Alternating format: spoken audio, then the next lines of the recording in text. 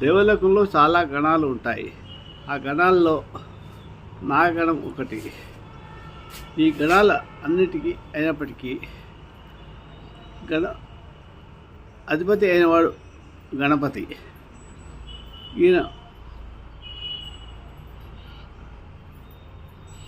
పురుషులో కానీ అతని భార్యలో కానీ ఆమెలో కానీ నాగబంధానికి సంబంధించిన దోషం ఉంటే ఆ దోషాన్ని తొలగడానికి గణపతి ఆరాధన ఈ పాల్గొన మాసంలో చేయడం చాలా అద్భుతమైన ఫలితాలను ఇస్తుంది. ఈ నాగపూజ ఎప్పుడు చేయాలంటే ఈ పాల్గొన మాసంలో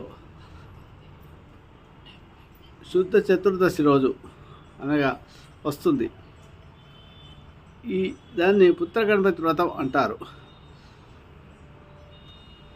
అందులో ఒక నరకం పేరు పుత్తు నరకలోకంలో ఉంటుంది.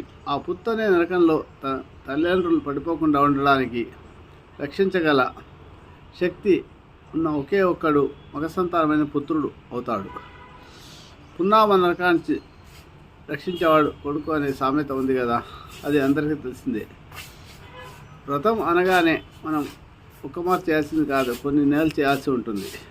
దానికి సంకల్పం చెప్పుకొని ఈ నెల 21 ఫిబ్రవరి 2026న పాల్గొన శుద్ధ చతుర్దశి రోజు ఈ వ్రతాన్ని ప్రారంభిస్తే 12 మాసాల పాటు చేస్తే ఎవరికైతే సంతానం కలగడం లేదో, 10 సంవత్సరాలైనా 5 సంవత్సరాలైనా వివాహం అయిన తర్వాత సంతానం కలగలేదు, అలాగే నాగదోషాలు ఉన్నాయో అలాంటి వారంతా కూడా ఈ సంతాన గణపతి వ్రతాన్ని పుత్ర గణపతి వ్రతాన్ని చేయడం వల్ల త్వరలోనే వారికి సంతాన ప్రాప్తి కలుగుతుంది.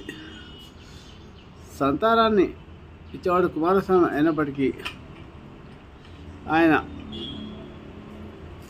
కుమారస్వామిగా అంటే ముందుగా పుట్టినవాడు స్కంద పూర్వజ అనే శాస్త్రవచనం కాబట్టి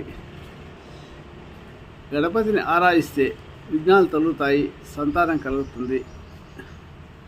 ఇలాంటి మహాన్వితమైన రోజు ఎవరికైతే సంతానం లేదో, సంతానం కొరకు ఎదురుచూస్తారో, సంతానం కావడం లేదో, అలాగే గర్భస్రావాలు అవుతున్నాయో అలాంటి వారంతా కూడా ఈ వ్రతాన్ని పాటించి సంతాన ప్రాప్తి పొందవచ్చు.